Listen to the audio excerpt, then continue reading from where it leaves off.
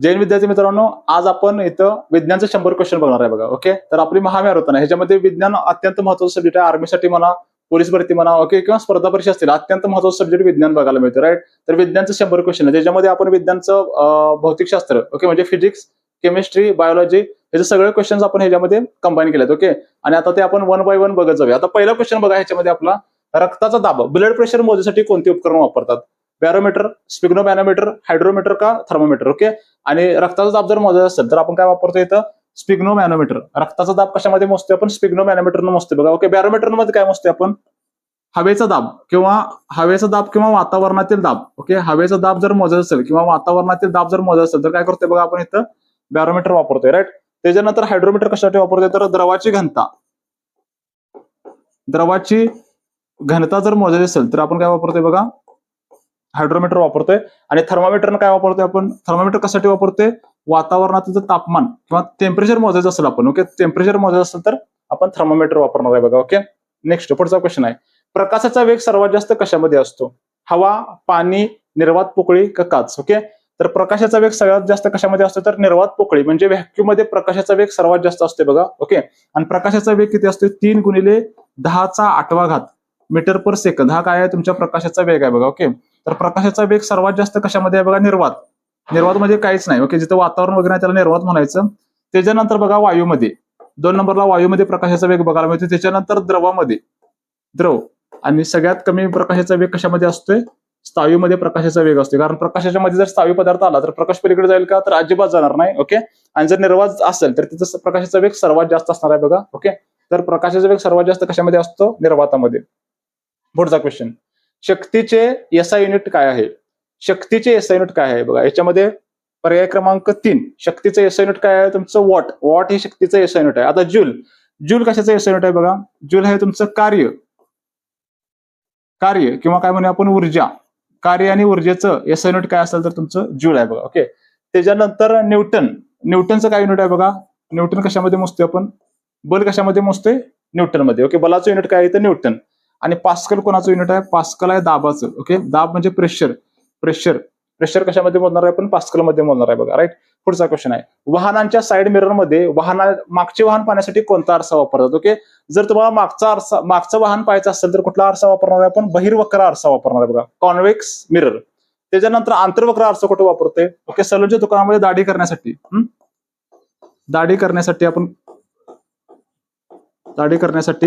कुठला आरसा वापरणार आहे बघा? आंतरवक्र आरसा वापरणार आहे. त्याच्यानंतर डेंटिस्ट असेल, ओके, दंतवैद्य आपण म्हणूया, दंतवैद्य किंवा डेंटिस्ट म्हणतोय, जे दंतवैद्य असते ते कुठला मिरर वापरतोय बघा? आंतरवक्र आरसा वापरतोय, राईट.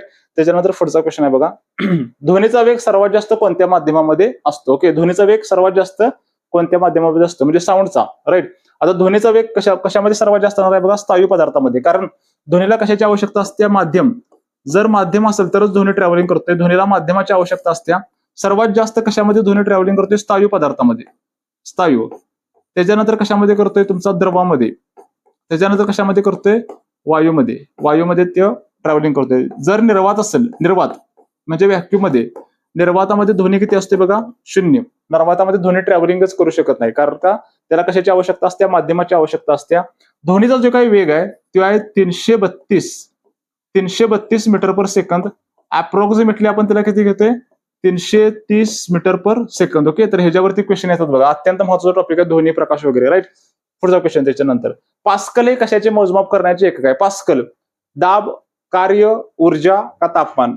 तर पास्कलनं काय मोजतोय आपण? दाब मोजतोय बघा. पास्कलनं काय मोजतोय आपण? दाब मोजतोय, राईट. पुढचा क्वेश्चन त्याच्यानंतर, गुरुत्वाकर्षणाचा वैश्विक नियम कोणी शोधून काढला? ओके, गुरुत्वाकर्षण म्हणजे ग्रॅव्हिटीचा शोध कोणी लावला? ओके, ग्रॅव्हिटीचा शोध कोणी लावला? सर आयझॅक न्यूटननं काय केलं? ग्रॅव्हिटीचा शोध लावला बघा. ओके, अल्बर्ट आइन्स्टाईन काय केलं? सापेक्ष वादाचा सिद्धांत मांडला. इज इक्वल टू एमसीचा वर्ग. Is energy, M is mass म्हणजे वस्तुमान, आणि C is velocity of light. Okay, आताच बघितले की ते 3 × 10⁸ मीटर पर सेकंद. गॅलिलिओनं कशा शोध लावला बघा? गॅलिलिओनं दुर्बिणीचा शोध लावला. गॅलिलिओनं कशा शोध लावला? दुर्बीण किंवा टेलिस्कोपचा शोध कोणी लावला असेल तर गॅलिलिओनं लावला बघा. ओके, आणि थॉमस एल्वा एडिसन कशा शोध लावला बघा? बल्बचा शोध कोणी लावला असेल तर थॉमस एल्वा एडिसननं. त्याच्यामध्ये बल्बमध्ये कुठली तार वापरली? टंगस्टनची तार वापरली बघा, टंगस्टन. ओके, हे महत्वाच्या गोष्टी आपल्याला बघायला मिळतात. ओके, ग्रॅव्हिटी आणि जीची व्हॅल्यू, आपल्याला जीची व्हॅल्यू माहिती पाहिजे 9.81 मीटर पर सेकंडचा वर्ग. Okay, acceleration due to gravity, जीची व्हॅल्यू बघा. एवढे क्वेश्चन आपल्याला इथे बघायला मिळतील. पुढचा क्वेश्चन आहे, पाण्याचे घनत्व म्हणजे डेन्सिटी सर्वात जास्त कोणत्या तापमानाला असते? ओके, पाण्याचं असंगत आचरण म्हणतोय आपण त्याला. पाण्याचं असंगत आचरण किंवा पाण्याचे घनत्व सगळ्यात जास्त कुठं असते बघा? 4 डिग्री सेल्सिअसला पाण्याचे घनत्व सर्वात जास्त असते. राईट. 0 डिग्री सेल्सिअस काय बघा? पाण्याचा गोठणांक आहे. पाण्याचा गोठणांक म्हणजे पाण्याचं कशामध्ये रूपांतर होते? बर्फामध्ये रूपांतर होते 0 डिग्री सेल्सिअसला. राईट. 100 डिग्री सेल्सिअस हा काय आहे? पाण्याचा उत्कलनांक आहे. हा पाण्याचा काय आहे? उत्कलनांक आपल्याला बघायला मिळते. म्हणजे इथे काय होते? पाण्याची वाफ होते बघा. ओके, तर पाण्याचा असंगत आचरण किंवा पाण्याचे घनत्व सगळ्यात जास्त कुठं असते? 4 डिग्री सेल्सिअसला. राईट. पुढचा क्वेश्चन आपला याचा, सूर्यप्रकाशामध्ये पांढऱ्या प्रकाशात एकूण किती रंग असतात? पांढऱ्या प्रकाशामध्ये किती रंग असतात बघा? 7. पांढऱ्या प्रकाशामध्ये किती कलर असतात? 7. ओके, त्याला आपण काय म्हणतो? व्हिग्युअर. व्हिग्युअर. ओके, व्हिग्युअर.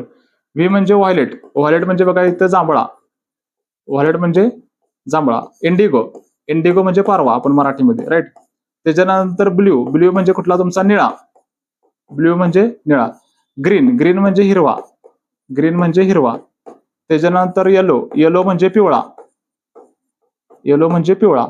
ऑरेंज. ऑरेंज म्हणजे नारंगी. ऑरेंज म्हणजे नारंगी. ऑरेंज म्हणजे बघा कुठला? नारंगी किंवा केशरी आपण म्हणतो बघा. ओके, आणि त्याच्यानंतर रेड. रेड म्हणजे लाल, सर्वांना माहित आहे बघा. रेड म्हणजे लाल. राईट. तर व्हिग्युअर हे कलर कॉम्बिनेशन आपल्याला माहित आहे. सर्वात जास्त विचलन, समजा प्रिझम जर घेतला आणि त्याच्यामध्ये आपण एखादा रे जर इन्सिडेंट केला तर असं काय होते? विचलन व्हायला चालू होते बघा. असं काय होते? विचलन होते. सर्वात जास्त विचलन कशाचं होते? तर व्हायलेटचं. व्हायलेटचं म्हणजे जांभळ्या कलरचं सर्वात जास्त विचलन होते. सगळ्यात कमी विचलन कुणाचं होते बघा? रेड. रेड म्हणजे लाल कलरचं सगळ्यात कमी विचलन होते. राईट. म्हणजे हे पण तुम्हाला क्वेश्चन इथं बघायला मिळतात. आता पुढचा क्वेश्चन आहे बघा, मनगटी घड्याळात किंवा खेळण्यातील चावी भरताना कोणती ऊर्जा साठवलेली असते? ओके, मनगटी घड्याळात किंवा खेळण्याची चावी जी आपण भरतोय त्याच्यामध्ये कोणती ऊर्जा साठवलेली असते? पोटेन्शियल एनर्जी म्हणजे कुठली ऊर्जा? स्थितीज ऊर्जा. ओके, किंवा हे आणि कुठं असत्या? धरणात साठवलेलं पाणी. ओके, धरणात साठवलेले पाणी. साठवलेले पाणी. धरणात साठवलेले पाणी. ह्या पाण्यामध्ये पण कुठली ऊर्जा असते बघा? स्थितीज ऊर्जा किंवा काय असते? पोटेन्शियल एनर्जी असते. राईट. हे आपल्याला बघायला मिळतं. राईट. त्याच्यानंतर तुम्ही बाण जेव्हा ओढून धरताय त्या ओढून धरलेल्या बाणामध्ये पण कुठली ऊर्जा असते? स्थितीज ऊर्जा असते. आता गतिज ऊर्जा बघा. गतिज ऊर्जा कशामध्ये असते? एखादी धावती वस्तू जर असेल किंवा धावती गाडी जर असेल त्याच्यामध्ये कोणती ऊर्जा असणार आहे? गतिज ऊर्जा. किंवा बंदुकीतली गोळी. बंदुकीतील गोळी. बंदुकीतील गोळी. ह्या बंदुकीतल्या गोळीमध्ये कोणती ऊर्जा असणार आहे? गतिज ऊर्जा. आणि त्याचं सूत्र काय आहे बघा? 1/2 m v चा वर्ग. m म्हणजे मास आणि v म्हणजे व्हेलॉसिटी. ओके, त्या वस्तूची व्हेलॉसिटी वगैरे काय असेल तर तरी सूत्र आपल्याला इथं बघायला मिळते. स्थितीज ऊर्जेचं काय सूत्र आहे बघा? mgh. m is a mass, g म्हणजे ऍक्सलरेशन ड्यू टू ग्रॅव्हिटी आणि h म्हणजे हाईट. ओके, तर हे बघायला मिळते. रासायनिक ऊर्जा म्हणजे काय? रासायनिक ऊर्जा म्हणजे एखादं केमिकल रिएक्शन म्हणतो आपण त्याच्यामध्ये होते, जसं की फळ पिकणे. फळ पिकणे. फळ पिकणे. फळ पिकणे काय आहे बघा? एक रासायनिक ऊर्जा आहे. स्नायू ऊर्जा आपल्या स्नायूमध्ये जी असते त्याला काय म्हणायचं? स्नायू ऊर्जा. हाताचे वगैरे स्नायू त्याच्यामध्ये स्नायू ऊर्जा बघायला मिळते बघा. ओके, तर हे महत्वाचे पॉईंट्स आहेत. पुढचा क्वेश्चन आहे बघा, डेसिबल. डेसिबल हे खालीपैकी काय मोजण्यासाठी वापरतात बघा? डेसिबल जे आहे ते काय मोजण्यासाठी वापरतोय? साऊंडची इंटेन्सिटी म्हणजे ध्वनीची तीव्रता मोजण्यासाठी काय वापरतोय आपण इथं? डेसिबल युनिट वापरतोय बघा. ओके, तर हे अत्यंत महत्वाचं आहे. आणि साऊंडची किंवा ध्वनीची वारंवारता. ध्वनीची वारंवारता. ध्वनीची वारंवारता आपण कशामध्ये मोजतोय बघा? ध्वनीच्या वारंवारता आपण कशामध्ये मोजतोय? हर्ट्झ मध्ये मोजतोय. ध्वनीची वारंवारता हर्ट्झ मध्ये आणि ध्वनीची तीव्रता आपण कशामध्ये मोजतोय? तर डेसिबल मध्ये. ओके, हे दोन क्वेश्चन यातलं महत्वाचे आहेत. राईट. आता पुढचा क्वेश्चन आहे बघा, विद्युत रोधाचे रेझिस्टन्सचे एसआय युनिट काय आहे बघा?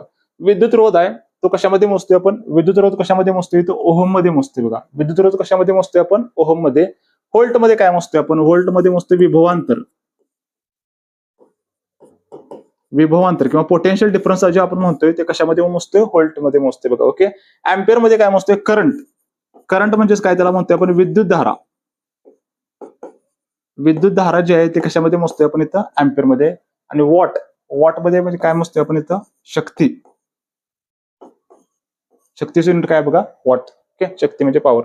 पुढचा नेक्स्ट, वातावरणीय दाब ऍटमॉस्फेरिक प्रेशर मोजण्यासाठी कोणते यंत्र वापरतोय तर ऍटमॉस्फेरिक प्रेशर मोजण्यासाठी आपण मगाशीच बघितलं तर बॅरोमीटर वापरतोय बघा. ओके, इथं करंट किंवा हे कशामध्ये मोजतोय अॅमीटर मध्ये, करंट किंवा विद्युत धारा. आताच आपण बघितलं विद्युत धारा किंवा करंट कशामध्ये मोजणार आहे आपण अॅमीटर मध्ये मोजतोय बघा. ओके, व्होल्टमीटर मध्ये काय मोजतोय आपण विभवांतर मोजतोय. व्होल्टमीटर विभवांतर कशामध्ये मोजणार आहे आपण व्होल्टमीटर मध्ये मोजणार आहे. लॅक्टोमीटर मध्ये काय मोजतोय बघा दुधाची शुद्धता किंवा दुधाचं घनत्व आपण कशामध्ये मोजतोय तर लॅक्टोमीटरनं मोजतोय बघा. राईट, आता पुढचा क्वेश्चन आहे. त्याच्यानंतर डायनॅमो या उपकरणाद्वारे कोणत्या ऊर्जेचे रूपांतर विद्युत ऊर्जेमध्ये होते. ओके, डायनॅमो जे असते ते काय होते बघा यांत्रिक ऊर्जेचं रूपांतर म्हणजे मेकॅनिकल ऊर्जेचं रूपांतर कशामध्ये होते बघा तुमचं विद्युत ऊर्जेमध्ये होते. राईट, तर हे आपल्याला इथे बघायला मिळते. पुढचा नेक्स्ट समुद्राची खोली मोजण्यासाठी कोणत्या प्रकारच्या लहरींचा वापर केला जातो. ओके, समुद्राची खोली मोजण्यासाठी आपण काय करतोय बघा अल्ट्रासॉनिक वेव्हचा वापर करतोय. ओके, अल्ट्रासॉनिक वेव्ह महत्वाचं. समुद्राची खोली मोजायची असेल तर अल्ट्रासॉनिक वेव्ह. ओके, ज्याची वारंवारता किती असते अल्ट्रासॉनिक वेव्हची 20,000 हर्ट्झ पेक्षा जास्त असते. 20,000 हर्ट्झ पेक्षा जास्त 20,000 हर्ट्झ पेक्षा जास्त असते बघा, जास्त. त्यामुळे काय करतोय त्या तटून काय येतात तटून परत बॅक साईडला येतात म्हणून आपण काय करतोय अल्ट्रासॉनिक वेव्ह वापरतोय बघा.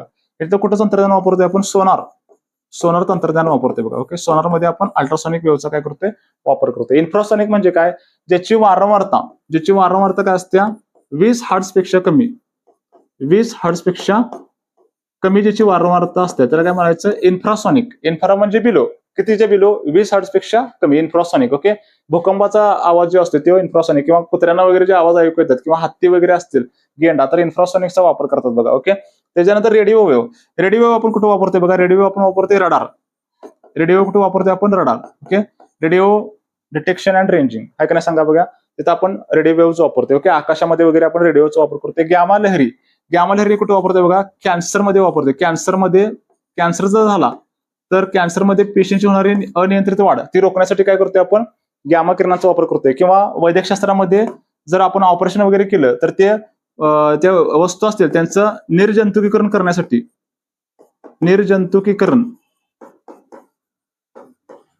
काय करतोय बघा आपण इथं गॅमा रेचा वापर करतोय. राईट, नेक्स्ट पुढचा क्वेश्चन आहे बघा पृथ्वीच्या अगदी केंद्र भागावर सेंटर ऑफ अर्थ गुरुत्वीय त्वरणचे मूल्य किती आहे. ओके, सेंटरला पृथ्वीच्या किती गुरुत्वीय त्वरण किंवा गुरुत्वीय त्वरणाचं मूल्य किती असते बघा 0 असते. राईट, मग जास्त कुठं असते पृथ्वीचे जे काही ध्रुव आहेत पृथ्वीचे पोल्स किंवा ध्रुव ह्या ध्रुवावरती काय असते गुरुत्वीय त्वरण काय असते जास्त बघायला मिळते. ध्रुवावरती गुरुत्वीय त्वरण जास्त असते आणि केंद्रकाला काय असते 0 असते. त्याची व्हॅल्यू किती आहे बघा जी ची व्हॅल्यू आपण मगाशीच बघितली जी ची व्हॅल्यू किती आहे 9.81 मीटर पर सेकंडचा वर्ग ही जी ची व्हॅल्यू. राईट, आता पुढचा क्वेश्चन निरोगी मानवी शरीराचे सामान्य तापमान किती असते. ओके, आपलं जे काय मानवी शरीर आहे त्याचं टेम्परेचर किती असते बघा 37 डिग्री सेल्सिअस आणि फॅरनाईट मध्ये 98.6 डिग्री फॅरनाईट. ओके, तर ए आणि बी दोन्ही पर्याय काय आपलं इथं अचूक आहेत कारण मानवी टेम्परेचर सेल्सिअस मध्ये पण मोजतोय डिग्री फॅरनाईट मध्ये पण मोजतोय. डॉक्टर जे असतो ते डिग्री फॅरनाईट मध्ये मोजते बघा म्हणजे दोन्ही पर्याय आपलं बरोबर आहेत. पर्याय क्रमांक 3 सी.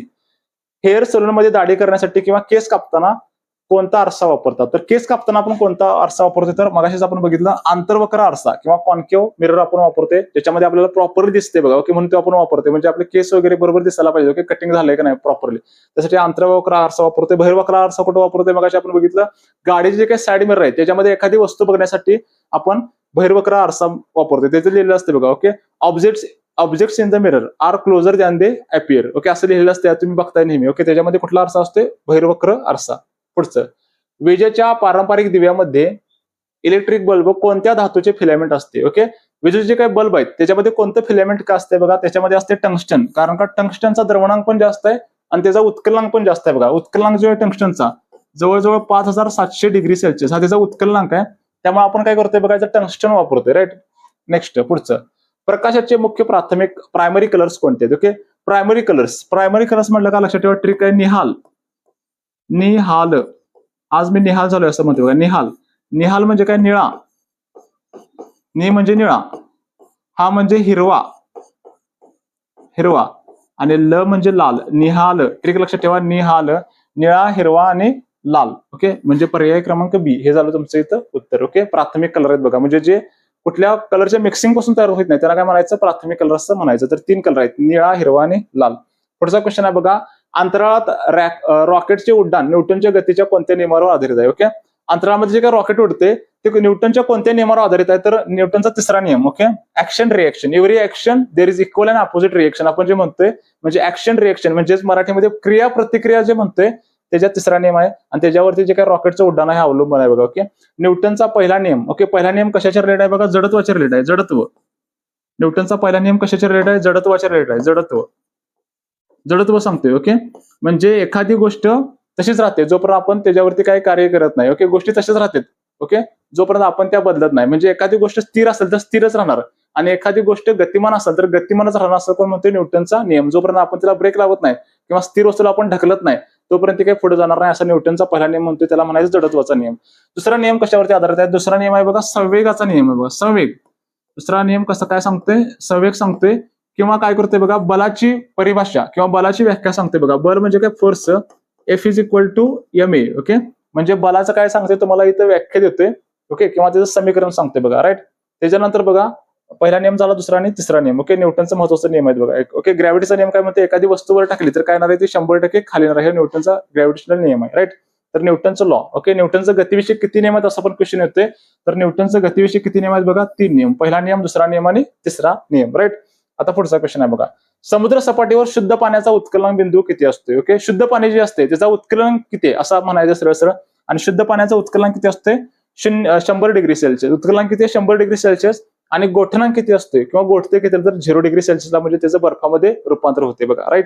पुढचा क्वेश्चन होता त्याच्यानंतर. स्वच्छ आकाश दिवसा निळे दिसण्याचे भौतिकशास्त्रातील मुख्य कारण काय? ओके, आकाश कसं दिसते बघा? दिवसा निळे दिसते. म्हणजेच कशामुळे निळे दिसते? तर काय होते? विचलन होते त्यात. जे काय प्रकाशामध्ये 7 रंग आहेत त्याचं विचलन होते किंवा ते विखुरतात बघा. ओके, म्हणजे प्रकाशाचं विखुरण, स्कॅटरिंग ऑफ लाईट, ह्यामुळे काय दिसते? आपलं दिवसा आकाश कसं दिसते बघा? निळे दिसते. राईट. तर हे महत्वाचं बघायला मिळते. पुढचा. आणि प्रकाशाचं अपवर्तन काय होते बघा? ताऱ्यांचं चमकणे. तारे चमकतात बघा. ओके, तारे चमकतात. कशामुळे चमकतात? तर ते प्रकाशाचं काय होते? अपवर्तन होते, त्यामुळे तारा चमकतात. आणि स्वच्छ आकाश निळे कसं दिसते? तर प्रकाशाच्या विखुरण्यामुळे. Okay, scattering of light. Next.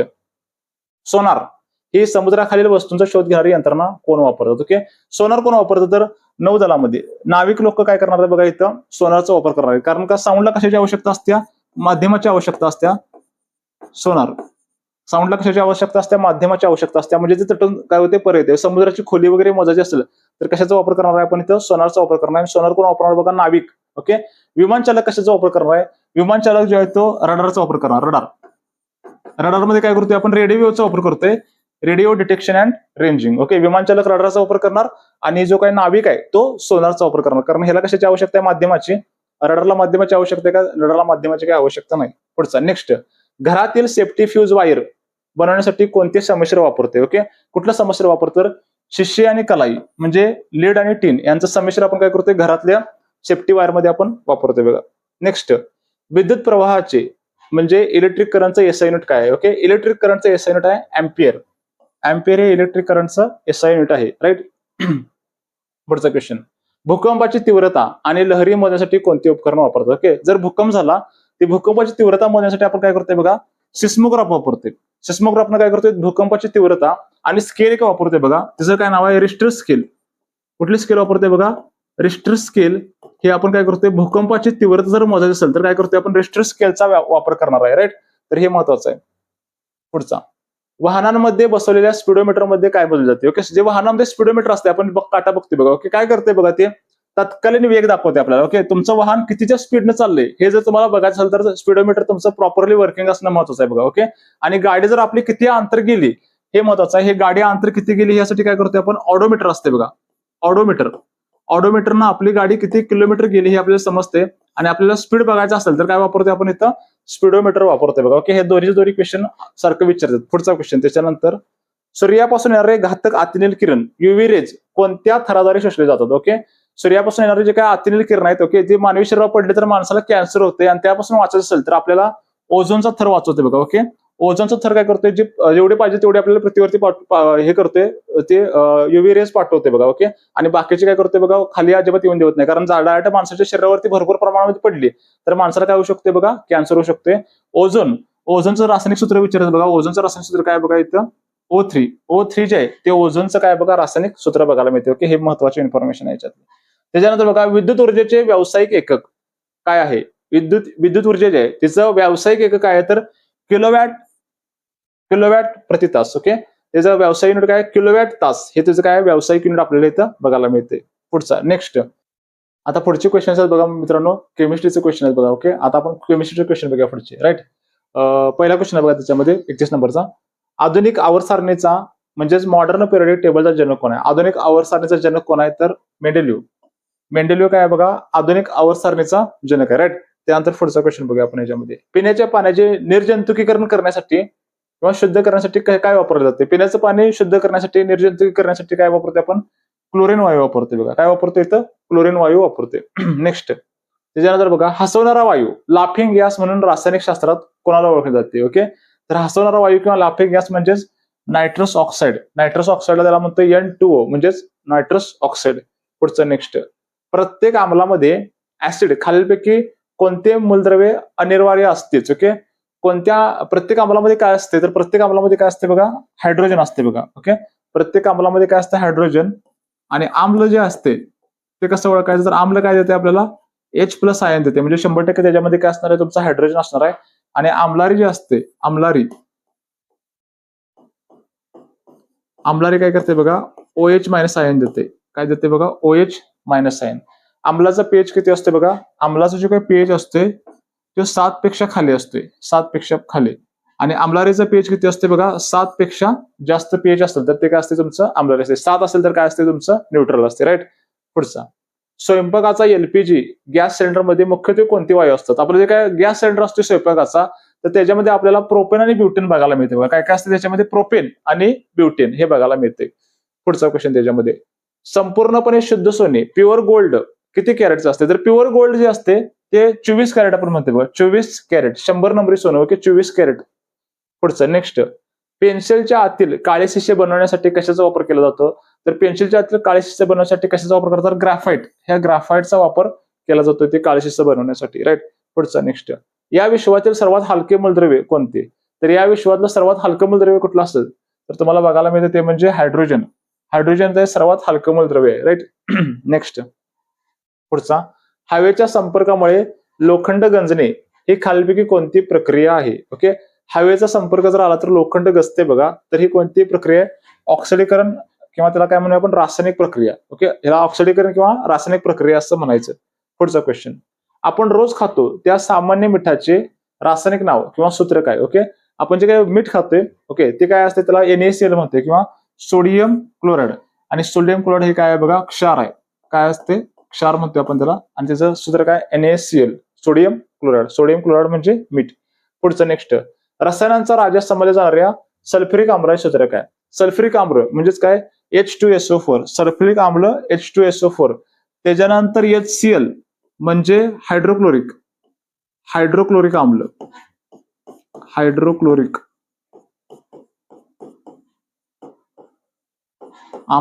Hydrochloric आम्ल कुठं असते? आपल्या जठरामध्ये, मानवी जठरामध्ये कुठला आम्ल असेल तर हायड्रोक्लोरिक आम्ल असते. पीएच किती असते बघा त्याचा? 1.2 ते 3.5 पर्यंत आपल्या जठरातला पीएच व्हॅल्यू येते बघा. ओके, ह्याला म्हणायचं नायट्रिक आम्ल. ह्याला काय म्हणायचं? नायट्रिक आम्ल.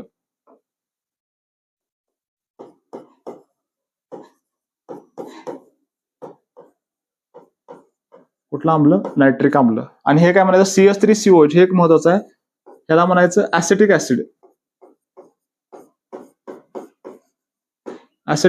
किंवा ऍसिटिक आम्ल.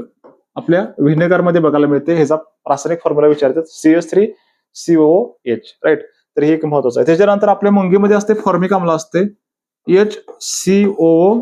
ह्याला म्हणायचं फॉर्मिक आम्ल. फॉर्मिका म्हणजे मुंगी. फॉर्मिक आम्ल.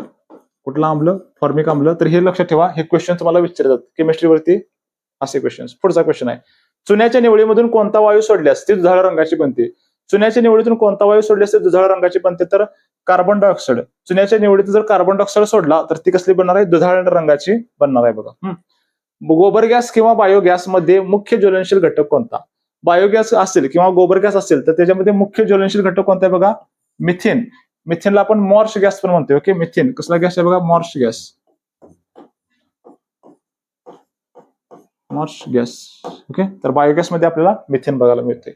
पुढचा, अत्यंत मौल्यवान असलेल्या कोणत्या धातूला पांढरे सोने म्हणतात? ओके, पांढरे सोने हा एकदम मौल्यवान धातू आहे आणि तो आपण म्हणतो प्लॅटिनम. प्लॅटिनम जे आहे ते काय पांढरं सोनं म्हणून आपण त्याचा वापर करतो किंवा त्याला आपण पांढरं सोनं असं म्हणतोय बघा. पुढचा, सूर्य आणि ताऱ्यांमध्ये ऊर्जा निर्मितीचा मुख्य आणि निरंतर स्रोत कोणता आहे बघा. सूर्याचा जे काय स्फोट होतोय किंवा ते त्याच्यामध्ये काय हे होते सारखं असं स्फोट केल्यानंतर ऊर्जा निर्मिती होते बघा. ओके, त्यामध्ये मुख्य घटक कुठला असतात तर केंद्रकीय संमेलन किंवा केंद्रकाचं एकत्र येणं. ओके, हे काय त्याच्यामध्ये बघायला मिळते. आपण जे काय हायड्रोजन बॉम्ब म्हणतोय त्याच्यामध्ये काय होते केंद्रकीय संमेलन होते बघा. त्यामुळे हायड्रोजन बॉम्ब हा अत्यंत डेंजर असतोय अणुबॉम्बपेक्षा. अणुबॉम्बमध्ये काय असते बघा केंद्रकीय विखंडन होते. ओके, जे केंद्रक असतोय आपण त्याला फोडतोय. ओके, अणुबॉम्ब मध्ये केंद्रकीय विखंडन होते आणि हायड्रोजन बॉम्ब मध्ये काय होते बघा केंद्रकीय संमेलन होते. तेच सूर्याच्या मध्ये पण काय होते केंद्रकीय संमेलन होते आणि त्यामुळे आपल्याला ऊर्जा बघायला मिळते बघा. ओके, दिवसभर जे सूर्यप्रकाश येते ते केंद्रकीय संमेलनामुळे बघायला मिळते. पुढचा क्वेश्चन आता, पित्तळ हे संमिश्र खालीलपैकी कोणत्या दोन धातूपासून बनलेले आहे? ओके, पित्तळा काय म्हणतो आपण ट्रिक काय लक्षात ठेवा. पिताजी काय ट्रिक आहे बघा. पिताजी म्हणजे काय, पितळ कशापासून तयार होते बघा तांबे. पितळ कशापासून, तांबे प्लस जी म्हणजे जस्त. पितळ कशापासून तयार होते, तांबे आणि जस्त. तांबे आणि जस्त, पर्याय क्रमांक ए. ओके, पिताजी पितळ तांबे आणि जस्त पासून तयार होते. IMP क्वेश्चन आहे सारखा विचारतात. पुढचा क्वेश्चन, शुद्ध व उदासीन पाण्याचे पीएच किती आहे? शुद्ध आणि उदासीन पाण्याचं पीएच किती असते बघा 7 असते. 7 पीएच आपल्याला बघायला मिळते बघा. असे पीएच स्केल जर घेतली तर 7 म्हणजे काय तुमचं इथं उदासीन येते. 7 पेक्षा खाली जर असेल पीएच, 7 पेक्षा खाली जर असेल तर ते काय असते तुमचं आम्ल असते. 7च्या पुढे जर पीएच असेल, 7च्या पुढे तर ती वस्तू काय असते तुमची आम्लारी असते. आम्लारी. आणि 7ला काय असते बघा इथं उदासीन. बरोबर 7 असेल तर उदासीन. 7च्या पुढे गेलं आम्लारी, 7च्या पुढे 7.18 जरी गेलं तर आम्लारी, 6.9 जरी आलं तर काय असणार आहे तुमचं इथं आम्ल असणार आहे बघा. ओके, तर हे महत्वाचं पीएच स्केल आपल्याला बघायला मिळते. पीएच स्केलचा शोध कोणी लावला असा पण क्वेश्चन होतोय. पीएच स्केलचा शोध कोणी लावला? सोरेनसन काय केला पीएच स्केलचा शोध. पीएच स्केलचा शोध कोणी लावला असेल तर सोरेनसन पीएच स्केलचा शोध लावला बघा. पुढचा क्वेश्चन आहे, पृथ्वीवरील सर्वात कठीण नैसर्गिक पदार्थ कोणता आहे? सगळ्यांना माहिती आहे पृथ्वीवरील सर्वात कठीण नैसर्गिक पदार्थ कोणता आहे बघा डायमंड. डायमंड म्हणजेच काय हिरा हे कार्बनचा अवरूप आहे आणि तो पृथ्वीवरील सर्वात कठीण पदार्थ आहे. राईट. नेक्स्ट, श्वसनासाठी आवश्यक असणाऱ्या कोणत्या वायूला प्राणवायू म्हणतात? प्राणवायू म्हणजे दुसरा तिसरा काय नाही तर तुमचा ऑक्सिजनला काय म्हणतो आपण O2 हा काय आपण प्राणवायू आहे आणि आपण तो जर श्वास घेताना प्राणवायू घेतो. ओके, श्वास सोडताना आपण काय बाहेर सोडतोय कार्बन डायऑक्साईड म्हणजेच काय तुमचा CO2 हे आपण बाहेर टाकतोय बघा आपल्या शरीरातून. तर प्राणवायू म्हटलं तर तुमचा ऑक्सिजन. पुढचा क्वेश्चन आहे बघा, सोडा वॉटर किंवा इतर शीत पेयांमध्ये कोणता वायू दाब देऊन भरलेला असतो? सोडा वॉटर जे असते त्याच्यामध्ये कुठला वायू दाब देऊन भरलेला असतो तर तुमचा कार्बन डायऑक्साईड काय करतोय आपण त्यात दाब देऊन भरलेला असतो. आपण जर एखादी बाटली उघडली तर फट्टशी काय होते टोपण उडून पडते बघा. ओके, म्हणजेच काय असतं त्याच्यामध्ये कार्बन डायऑक्साईड असते बघा. पुढचा, नोबल समजल्या जाणाऱ्या मौल्यवान धातूंपैकी सोने कोणत्या अम्लात विरघळते? ओके, सोनं कोणत्या अम्लामध्ये विरघळतं तर आम्लराज. कशामध्ये विरघळते सोनं तुमचं? आम्लराज म्हणजेच काय ऍक्वा रेगिया HCl प्लस HNO3 ह्याच्यामध्ये सोनं विरघळते. पुढचं, नेक्स्ट, खोलीच्या सामान्य तापमानाला रूम टेम्परेचर नेहमी द्रव अवस्थेत असणारा एकमेव अधातू कोणता? काय म्हणले बघा, द्रव अवस्थेमध्ये असणारा एकमेव अधातू कोणता? आणि अधातू कोणता म्हणलं तर तुमचा ब्रोमिन हा काय तुमचा अधातू आहे आणि तो कोणत्या अवस्थेमध्ये असतोय? द्रव अवस्थेमध्ये असतोय. धातू जर विचारला असतं आणि द्रव अवस्थेमध्ये असणार तर मात्र पारा हा धातू आहे पण कुठल्या अवस्थेमध्ये असतोय बघा? द्रव अवस्थेमध्ये असतोय. ओके, आपल्या तापमापीमध्ये असतोय बघा. तापमापीमध्ये काय असतोय आपला पारा बघायला मिळतो. आणि कोणत्या अवस्थेमध्ये असतोय? द्रव अवस्थेमध्ये असणारा एकमेव धातू कोणता? पारा. आणि एकमेव अधातू कोणता विचारलं तर कोणता तुमचा? ब्रोमिन. इथं कन्फ्युजन करायचं नाही, ह्याच्यावरती क्वेश्चन महत्वाचा आहे, इथं विचारू शकतो इथे. पुढचा क्वेश्चन आहे, शीतगृहात बर्फ साठवण्यासाठी वापरला जाणारा कोरडा बर्फ म्हणजेच ड्राय आईस म्हणजे काय? ड्राय आईस म्हणजे काय असते? दुसरं तिसरं काय नाही तर घनरूप कार्बन डायऑक्साईड. ओके, घनरूप मधला कार्बन डायऑक्साईड जो असणार आहे तुमचा काय असणार आहे? ड्राय आईस आपल्याला बघायला मिळते. पुढचा क्वेश्चन आहे त्याच्यामध्ये, आग विझवण्यासाठी लाल रंगाच्या अग्निशामक उपकरणात फायर एक्सटिंग्विशर मध्ये कोणता वायू वापरला बघा? फायर एक्सटिंग्विशर सगळ्यांनी बघितलं असेल बघा. ओके, असं फायर एक्सटिंग्विशर असते सध्या. आणि ते असे हे असते बघा. ओके, तर ह्याच्यामध्ये काय भरलेलं असते? त्याच्यामध्ये कार्बन डायऑक्साईड. ओके, CO2 असते. कधी पण जर आग लागली तर पिन काढायची जास्त आपण मारू शकतो बघा. ओके, त्याला काय म्हणायचं? Fire extinguisher. त्याच्यामध्ये कार्बन डायऑक्साईड भरलेलं असतोय. नेक्स्ट, पुढचा, कपडे धुण्याचा सोडा म्हणजेच वॉशिंग सोडाचे रासायनिक नाव काय? ओके, कपडे धुण्याचं जे काही सोडा आहे त्याला म्हणायचं सोडियम कार्बोनेट. सोडियम कार्बोनेटचं रासायनिक सूत्र काय ते पण विचारतात. Na2CO3. Na2CO3 म्हणजेच कपडे धुण्याचा सोडा म्हणजेच सोडियम कार्बोनेट. पुढचा क्वेश्चन आहे बघा. स्वयंपाकात वापरला जाणाऱ्या बेकिंग सोडा म्हणजेच खाण्याच्या सोड्याचे रासायनिक सूत्र काय? बेकिंग सोडा म्हणजेच खाण्याचा सोडा म्हणजे सोडियम बायकार्बोनेट. सोडियम बायकार्बोनेट हे सूत्र आहे NaHCO3. NaCO3 सोडियम बायकार्बोनेट म्हणजे खाण्याचा सोडा आणि धुण्याचा सोडा म्हणजेच कोण? Sodium carbonate. Na2CO3 दोन्ही पाठ करून ठेवा. दोन्ही काय आहेत? IMP क्वेश्चन महत्वाचे आहेत बघा. पुढचा क्वेश्चन नेक्स्ट त्याच्यानंतर ब्लिचिंग पावडर चे रासायनिक नाव खालीलपैकी कोणते आहे? ब्लिचिंग पावडर म्हणजेच कुठलं? Calcium oxychloride. कॅल्शियम ऑक्सिक्लोराइड म्हणजेच काय तुमचं ब्लिचिंग पावडर. ब्लिचिंग पावडर कशासाठी वापरतो का? पाणी शुद्ध करण्यासाठी. ओके, किंवा पाणी निर्जंतुकीकरण करण्यासाठी किंवा पाणी शुद्ध करण्यासाठी आपण काय करतोय बघा? पाणी शुद्ध करण्यासाठी ह्याचा वापर करतोय, ब्लिचिंग पावडरचा वापर करतोय. पाणी शुद्ध करण्यासाठी ब्लिचिंग पावडरचा वापर करतोय किंवा निर्जंतुकीकरण करायचं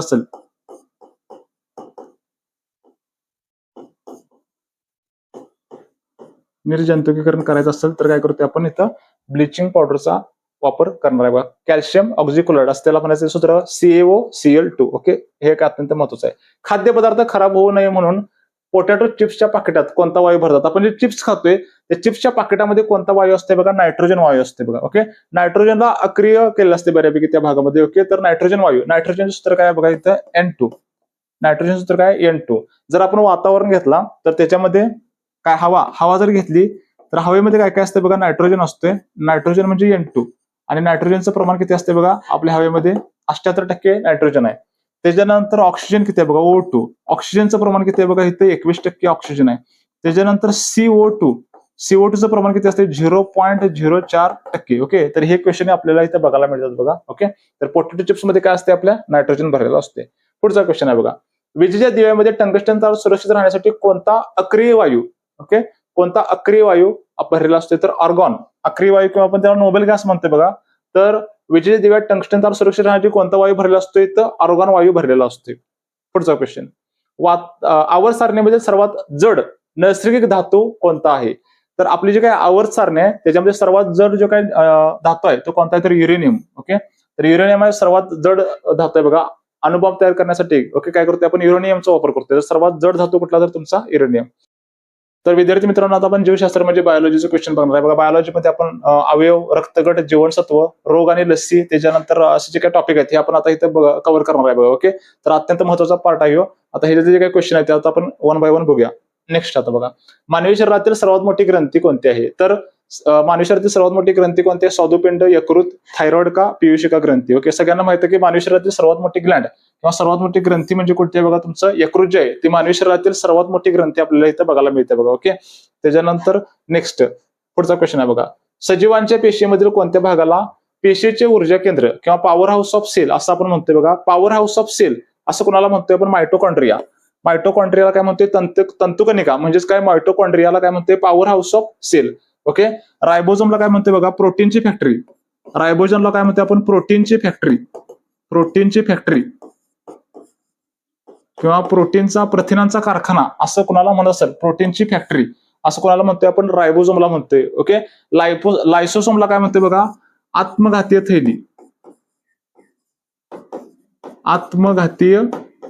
थैली असं कुणाला म्हणतोय? तर आत्मघातीय थैली असं लायसोसोमला म्हणतोय बघा. ओके, शरीरातले सगळे घाण वगैरे जे आहे कचरा वगैरे खाण्याचं काम कोण करत असेल तर लायसोसोम करतोय बघा. ओके, तर महत्वाचं लायसोसोम आत्मघातीय थैली, प्रोटीनची फॅक्टरी म्हणजे रायबोझोम आणि पेशींचे ऊर्जा केंद्र. ओके, हे महत्वाचा क्वेश्चन आहे. पेशींचे ऊर्जा केंद्र कोण असेल तर त्याला म्हणतोय आपण मायटोकॉन्ड्रिया. आणि मायटोकॉन्ड्रियाला कशाची आवश्यकता असते बघा? ऑक्सिजनची आवश्यकता कोणाला असते? मायटोकॉन्ड्रियाला. ओके, महत्वाचं आहे. पुढचा नेक्स्ट त्याच्यानंतर प्रौढ माणसाच्या संपूर्ण शरीरात एकूण किती हाडे असतात? ओके, प्रौढ माणूस असेल तर त्याच्या शरीरामध्ये किती हाडं असतात बघा? 206 हाडं आपल्याला प्रौढ माणसाच्या शरीरामध्ये 206 हाडं असतात. ओके, आणि छोटं बाळ जर असेल तर त्याच्यामध्ये 300 हाडं आपल्याला बघायला मिळतात. ओके, पुढचा क्वेश्चन नेक्स्ट. मानवाच्या रक्ताला लाल रंग खालीलपैकी कशामुळे प्राप्त होतो? ओके, माणसाचं जे काही रक्त आहे त्याला लाल रंग कशामुळे प्राप्त होते? तर हिमोग्लोबिन मुळे काय होते बघा? मानवी शरीराला काय होते? लाल रंग प्राप्त होते. हिमोग्लोबिन मध्ये काय असते बघा? फेरस म्हणजे काय असते? आयर्न असते. आयर्न. ओके, म्हणजे त्याला आपण काय म्हणतो बघा? लोह. आणि ह्या लोहामुळे काय होते, मानवी शरीराचा रंग कसा असते बघा, लाल आपल्याला बघायला मिळते. ओके, त्याच्यानंतर पांढऱ्या पेशी ज्या आहेत, पांढऱ्या पेशीला काय म्हणते बघा आपल्याला इथं WBC, म्हणजे कुठल्या पेशी असते त्या सैनिकी पेशी. पांढऱ्या पेशी म्हणजे काय, सैनिकी पेशी आपण पांढऱ्या पेशीला म्हणतोय. त्याला इंग्लिशमध्ये WBC, व्हाईट ब्लड सेल असं म्हणतोय बघा, राईट. त्याच्यानंतर बघा रक्तदेव, रक्तद्रव्य. रक्तद्रव्य म्हणजे काय, आपण म्हणतो ब्लड प्लाझ्मा.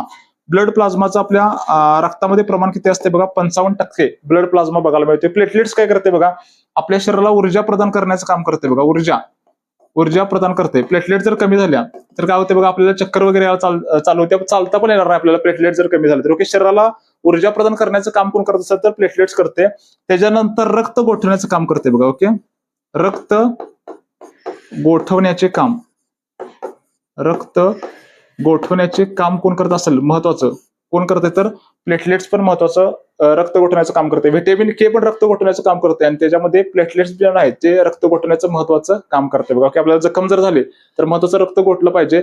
रक्ताचा प्रवाह जर चालू झाला तर राहिला तर माणसाचा मृत्यू होऊ शकतो. ओके, त्याच्यापासून आपल्याला आपलं रक्त लागल्यानंतर काय व्हायला पाहिजे, आपलं रक्त गोठला पाहिजे आणि त्या रक्त गोठवण्याच्या प्रक्रियेमध्ये प्लेटलेट्स अत्यंत महत्वाची भूमिका बजावतात बघा. ओके, नेक्स्ट, कोणत्या जीवनसत्वाच्या कमतरतेमुळे डोळ्यांचा रातआंधळेपणा हा रोग होतो बघा. ओके, रातआंधळेपणा, ओके, रात्रीच दिसत नाही. कोणत्या जीवनसत्वाच्या कमतरतेमुळे होते तर व्हिटॅमिन ए च्या कमतरतेमुळे काय होते बघा, रातआंधळेपणा होते. हे जर रासायनिक नाव बघा, रेटिनॉल आहे. रेटिनॉल काय नाव आहे, रासायनिक नाव रेटिनॉल. आणि रेटिना म्हणजे काय, आपल्या डोळ्याच्या रिलेटेड असते. म्हणजेच व्हिटॅमिन ए च्या कमतरतेमुळे कुठला आजार होते, म्हणजे कोणता आजार होते तर रातआंधळेपणा. आणि त्याचं रासायनिक नाव काय असेल तर रेटिनॉल आहे बघा. ओके, व्हिटॅमिन बी च्या कमतरतेमुळे कुठला आजार होते बघा, बेरी हा चेतासंस्थेचा आजार आहे. तर तो कशामुळे होते बघा, व्हिटॅमिन बी च्या कमतरतेमुळे काय होते, B1 च्या कमतरतेमुळे बेरी नावाचा आजार होते. जीवनसत्व क किंवा C च्या अभावामुळे काय होते बघा, स्कर्वी. कुठला आजार होते बघा, स्कर्वी आजार होते. हिरड्यातनं रक्त वगैरे यायला चालू होते बघा, कशामुळे होते, जीवनसत्व क च्या अभावामुळे. आणि व्हिटॅमिन ड च्या अभावामुळे काय होते बघा, महत्वाचं इथं रिकेट्स नावाचा आजार होते. रिकेट्स म्हणजे काय, मुडदूस. रिकेट्स आजार होते बघा, रिकेट्स. किंवा त्याला आपण म्हणतो अनेक आजार आहे बघा, ऑस्टिओपोरोसिस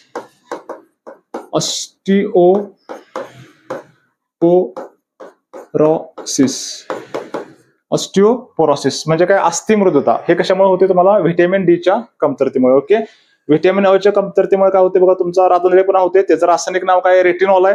त्याच्यानंतर व्हिटॅमिन बी च्या कमतरतेमुळे बेरी चेतासंस्थेचा आजार होते. व्हिटॅमिन क च्या कमतरते किंवा सी च्या कमतरतेमुळे स्कर्वी, हिरड्यातून रक्त वगैरे यायला चालू होते.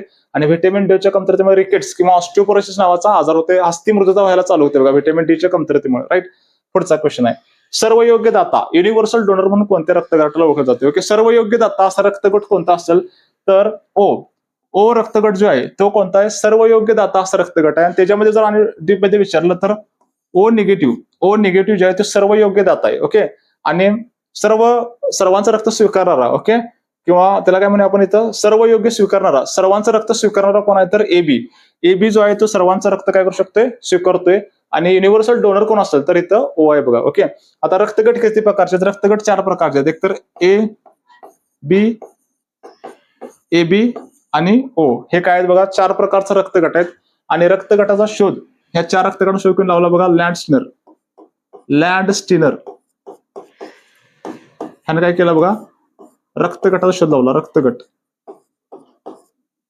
कोण लावला, लँडस्टीनरनं. तर हे अत्यंत महत्वाचं आहे बघा. ओके, आता पुढचा क्वेश्चन. त्याच्यानंतर मानवी शरीरात इन्सुलिनच्या कमतरतेमुळे कोणता आजार होतो. ओके, मानवी शरीरामध्ये इन्सुलिनची जर कमतरता झाली तर आपण मधुमेह म्हणजेच काय होते बघा, डायबिटीस होते.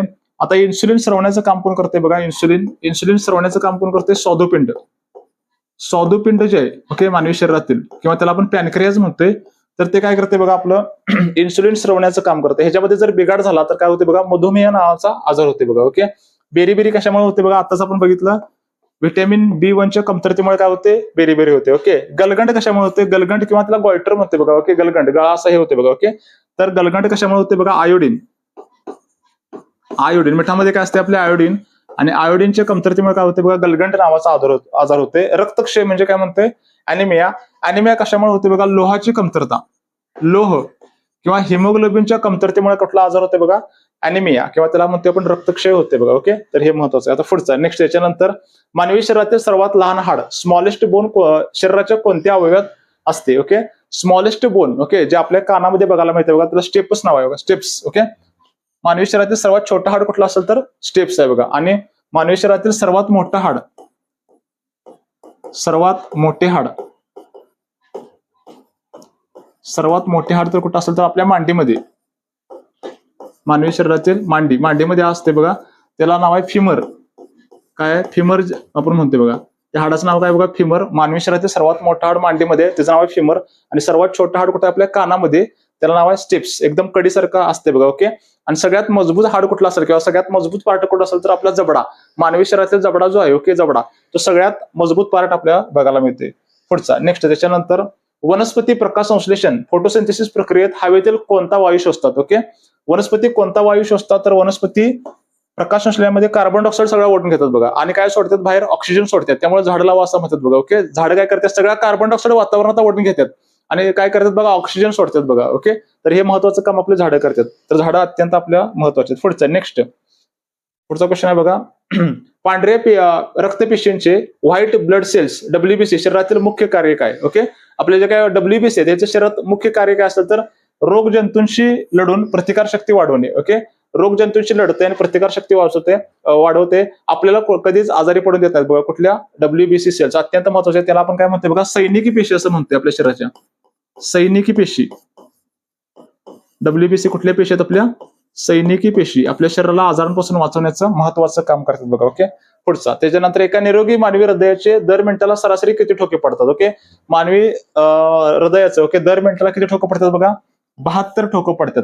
ओके. मानवी हृदयाचे किती ठोकं पडतात, 72. ओके. आणि नॉर्मल रक्तदाब आपला किती असेल तर रक्तदाब, आपला नॉर्मल रक्तदाब आपण किती म्हणते बघा, रक्तदाब आहे आपला किती, 120 ते 80 mm of Hg, MM of Hg. Okay. एवढा आपला रक्तदाब पाहिजे नॉर्मल, किती, 120 ते 80. आणि किती मिनिटाला ठोकं पडलं पाहिजे तर 72 ठोकं पडलं पाहिजे. ओके. पुढचा नेक्स्ट, त्याच्यानंतर पेनिसिलिन या पहिल्या प्रतिजैविकाचा शोध कोणी लावला. ओके. पेनिसिलिनचा शोध कोणी लावला आणि पेनिसिलिनचा शोध कोणी लावला बघा, अलेक्झांडर फ्लेमिंग यांनी काय केलं बघा, पेनिसिलिनचा शोध लावलेला आपल्याला इथं बघायला मिळते. ओके. नेक्स्ट, त्याच्यानंतर बघा, मानवाच्या मुखातील लाळेमध्ये, सलायवा मध्ये कोणते पाचक एन्झाईम असते. ओके. एन्झाईमला मराठीमध्ये विकर म्हणतोय. तर मानवी लाळेमध्ये कुठलं असते तर मानवी लाळेमध्ये काय असते बघा, टायलिन किंवा काय म्हणतोय अमायलेज. ओके. हे काय करते बघा, आपल्या मानवी लाळेमध्ये असते. महत्वाचं काय करते बघा, स्टार्च पचवण्याचं काम करते बघा. ओके. स्टार्च पचवण्याचं काम करते. स्टार्च कुठं असते बघा, जसं की आपलं धान्य, कडधान्य वगैरे असतील त्यांच्या वरचं जे काय लेअर असते, ओके, कुठले पण साल असते, त्या सालेमध्ये काय असते बघा, स्टार्च असते. हे स्टार्च माणसाला लवकर पचत नाही. ओके. किंवा गव्हाची वरती वगैरे परत असते, त्याच्यामध्ये काय असते बघा, स्टार्च असते. ते प्रत्येक कव्हर असते, ते कव्हरमध्ये स्टार्च असते आणि ते स्टार्च लवकर पचत नाही. त्याच्यासाठी काय असते आपल्या लाळेमध्ये, टायलिन किंवा काय असते अमालेज आपल्याला बघायला मिळते बघा. ओके. ते पचवण्याचं काम करते. नेक्स्ट, पेप्सिन आणि ट्रिप्सिन. पेप्सिन आपल्या कुठं असते बघा, पेप्सिन असते आपल्या जठरामध्ये आणि ट्रिप्सिन कुठं असते बघा, स्वादुपिंडामध्ये ट्रिप्सिन असते. पेप्सिन आणि ट्रिप्सिन. आणि दोन्ही महत्वाचं काय पचवतात बघा, प्रथिन. प्रथिन म्हणजे काय, प्रोटीन पचवण्याचं काम करतात बघा. ओके. प्रोटीन पचवण्याचं काम करतात, कारण प्रथिन लवकर पचत नाहीत माणसाला. ओके. तर पोटामध्ये, जठरामध्ये काय असते, पेप्सिन असते आणि स्वादुपिंडामध्ये काय असते, ट्रिप्सिन असते. काय पचवतात, प्रथिन पचवण्याचं काम करतात किंवा इंग्लिशमध्ये प्रोटीन म्हणते. ओके. छोट्या बाळामध्ये काय असते बघा, प्रोटीन पचवण्यासाठी छोटे बाळ काय करते, दूध पिते आणि ते दुधातले जे काही प्रथिन आहेत ते पचवण्यासाठी काय असते बघा, छोट्या बाळामध्ये रेनिन. ओके. छोटे बाळ, या छोट्या बाळाच्या ह्याच्यामध्ये काय असते बघा, प्रोटीन पचवण्यासाठी, दुधातलं प्रोटीन पचवण्यासाठी काय असते बघा, रेनिन असते. हे छोट्या बाळामध्ये आपल्याला बघायला मिळते. ओके. तर हे महत्वाचे क्वेश्चन आहे. पुढचं बघा, मानवी शरीरामधील रक्ताचे एकूण प्रमाण त्याच्या वजनाचे साधारण किती टक्के असते. आपल्या शरीरामध्ये 5 ते 6 लिटर रक्त असते आणि ते आपल्या वजनाचे किती टक्के असते, फक्त 7%. किती असते बघा, 7% आपल्या वजनाच्या बघायला मिळते. पुढचा क्वेश्चन, त्याच्यानंतर लिंबूवर्गीय आंबट फळे आणि आवळ्यामध्ये कोणते जीवनसत्व मुबलक प्रमाणामध्ये असते. ओके. लिंबूवर्गीय जे काही फळ आहेत किंवा आवळा ह्यांच्यामध्ये कोणतं जीवनसत्व असतं तर व्हिटॅमिन सी. व्हिटॅमिन सी हे अत्यंत महत्वाचं आहे बघा. ओके. तर ह्याला आपण काय म्हणतोय, अँटी एजिंग किंवा वार्धक्य विरोधी, वार्धक्य विरोधी विटॅमिन. ओके. म्हणून दररोज आवळा खावा असं म्हणतात बघा. ओके. आवळ्यामध्ये काय असते बघा, व्हिटॅमिन सी असते. वार्धक्य विरोधी विटॅमिन आपल्याला बघायला मिळते बघा. ओके. त्याच्यानंतर महत्वाचं गाजर. व्हिटॅमिन कशामध्ये असते बघा, गाजर, गाईचे दूध, गाईचे दूध त्यामध्ये काय असते, व्हिटॅमिन ए असते. ओके. त्याच्यानंतर बघा, व्हिटॅमिन ब कशामध्ये असते, तुमचे शेंगदाणे वगैरे असतील. ओके. शेंगदाणे. ओके. ह्याच्यामध्ये तुम्हाला व्हिटॅमिन ब वगैरे बघायला मिळते. ओके. त्याच्यानंतर जीवनसत्व ड. जीवनसत्व ड चा मुख्य स्रोत कोणता आहे बघा, सूर्य. सूर्य हा काय आहे बघा, जीवनसत्व ड चा किंवा व्हिटॅमिन ड चा महत्वाचा स्रोत आहे. ओके, तर हे आपल्याला इथे बघायला मिळते. पुढचा क्वेश्चन त्याच्यानंतर, मलेरिया हा ताप देणारा धोकादायक आजार कोणत्या आदिजीवामुळे होतो? ओके, मलेरिया जो काय मलेरियाचा ताप येतोय ते कशामुळे होते? तर प्लाझ्मोडियम या आदिजीवामुळे होते. ओके, प्लाझ्मोडियम कशामध्ये आढळते? तर अॅनाफिलिस डासाची मादीवरती.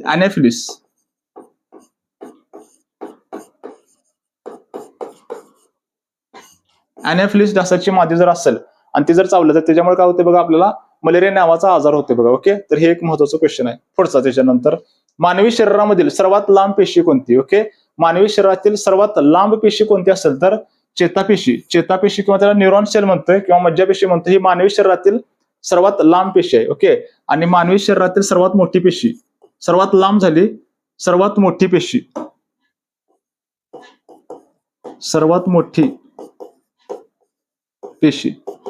सर्वात मोठी पेशी कोणती असेल? तर ओहम. ओके, स्त्रियांच्या मधलं ओहम म्हणजेच काय म्हणतो आपण? अंडाणू स्त्रियांच्या मध्ये आढळते. मानवी शरीरातील सर्वात मोठी पेशी आहे बघा. ओके, आणि मानवी शरीरातील सर्वात लहान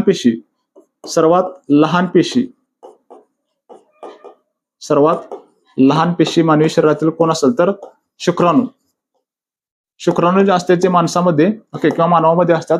हे सर्वात लहान पेशी, आपण त्याला इंग्लिशमध्ये स्पर्म म्हणतो बघा. Okay, sperm. ओके, सर्वात लहान पेशी. सर्वात मोठी पेशी अंडाणू, सर्वात लहान पेशी शुक्राणू, सर्वात लहान पेशी कोणती? चेतापेशी. ओके, तर हे त्याच्यानंतर ओव्हरऑल मध्ये सर्वात मोठी पेशी, सर्वात मोठी ओव्हरऑल मध्ये कोणता असेल? तर शहामृगाचे अंडे.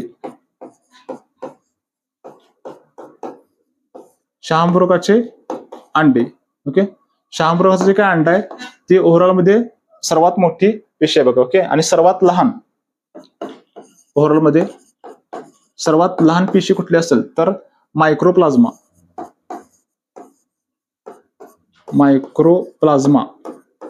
सर्वात लहान पेशी कोणती असेल? तर मायक्रोप्लाझ्मा. ओव्हरऑल मध्ये सर्वात मोठी कोणती? शहामृगाचं अंड. पण मानवी शरीरामध्ये जर विचारलं तर सर्वात मोठी पेशी कोणती? ओहम किंवा अंडाणू स्त्रियांच्या मध्ये असते. सर्वात लहान पेशी कुठली आहे? तर शुक्राणू, स्पर्म.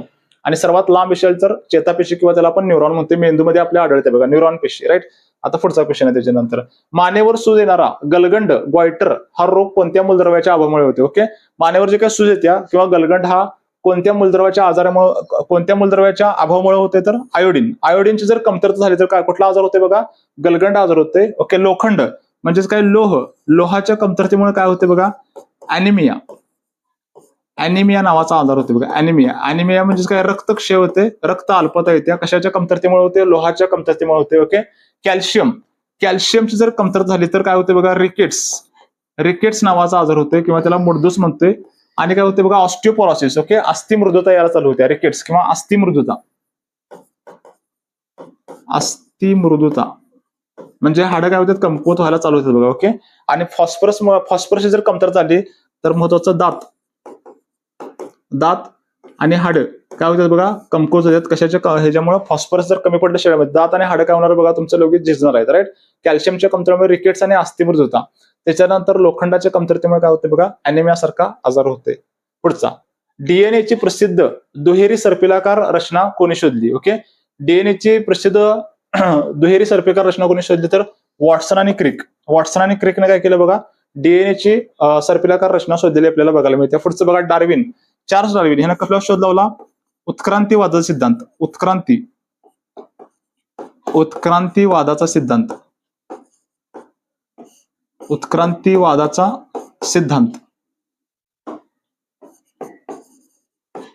ओके, म्हणजे माणसाची काय होते? उत्क्रांती होते. हळूहळू माणूस असं आधी माणसाच्या पटलेला बाक होता, हळूहळू काय व्हायला? माणूस एकदम ताट चालायला लागला बघा. ओके, उत्क्रांतीवादाचा सिद्धांत कोणी मांडला? Charles Darwin. ओके, त्याच्यानंतर ग्रेगोर मेंडेल ह्याने कशात शोध लावला बघा? अनुवंशशास्त्राचा जनक.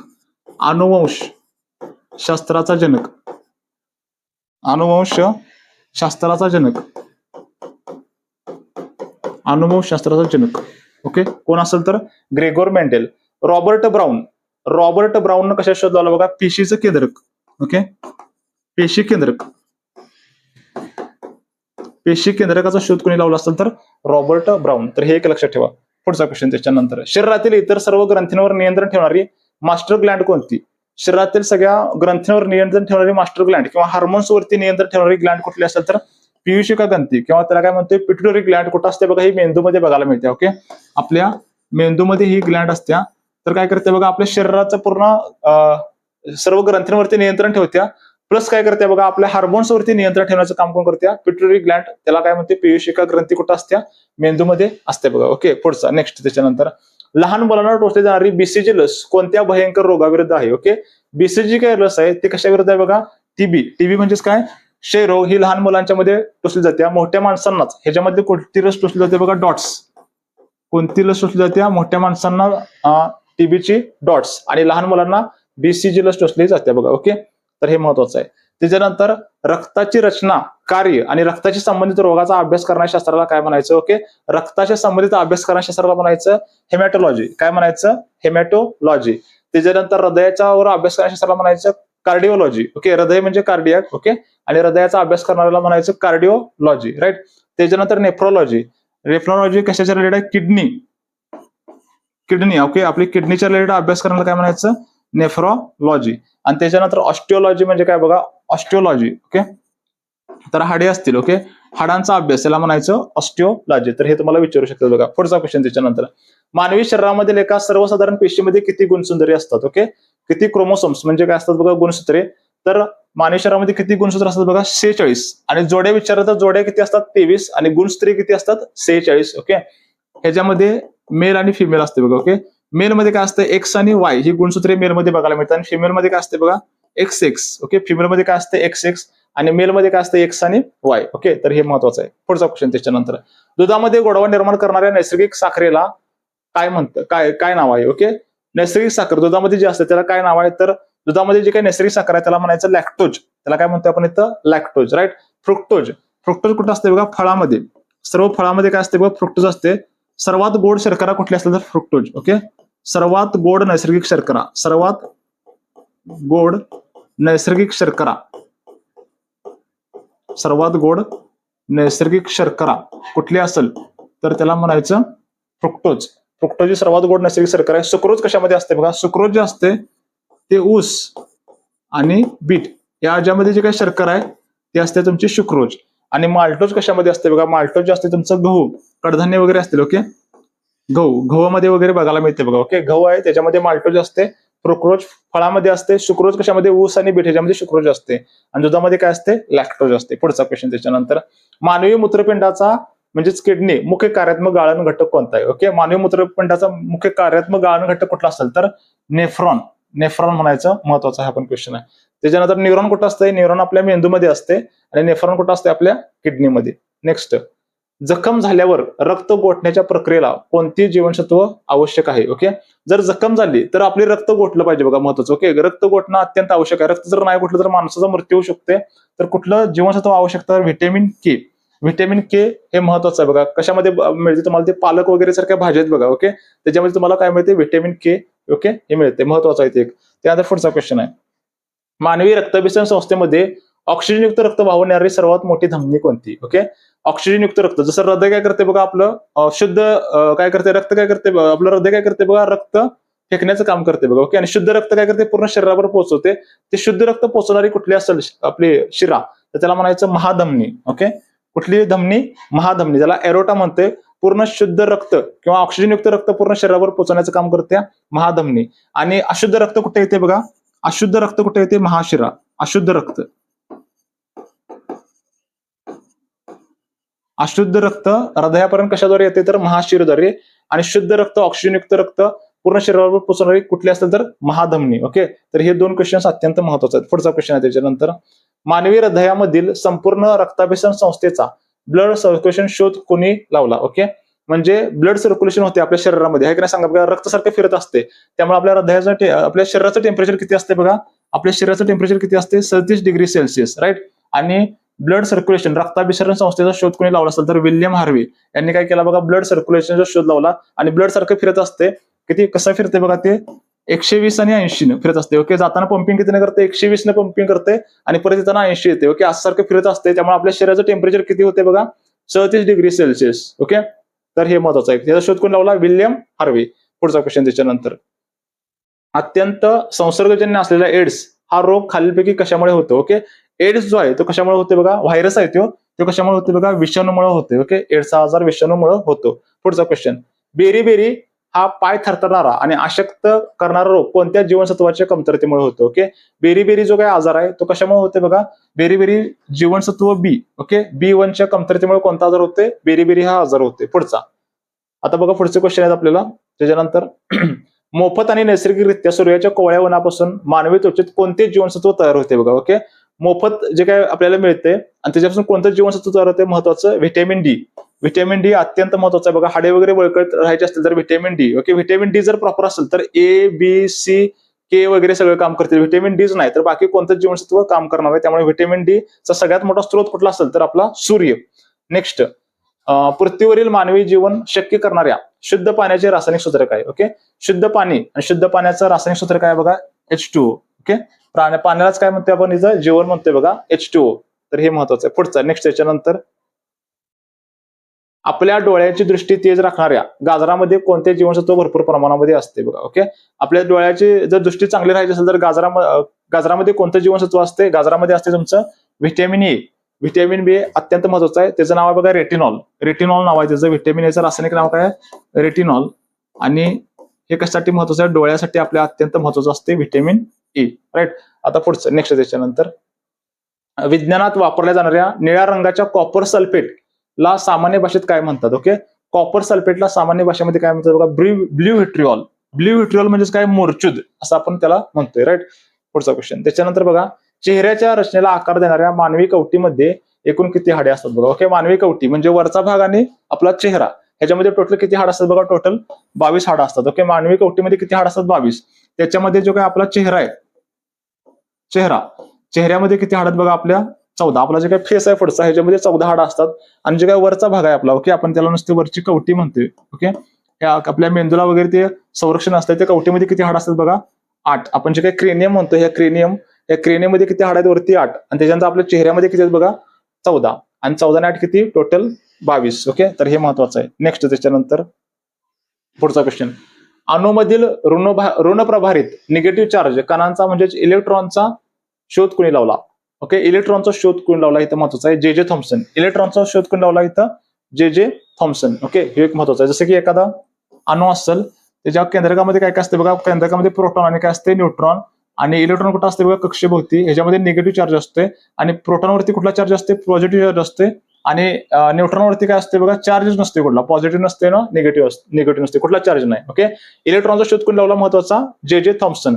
त्याच्यानंतर प्रोटॉनचा शोध कोणी लावला असेल तर रुदरफोर्ड. प्रोटॉनचा शोध कोणी लावला? रुदरफोर्ड. प्रोटॉन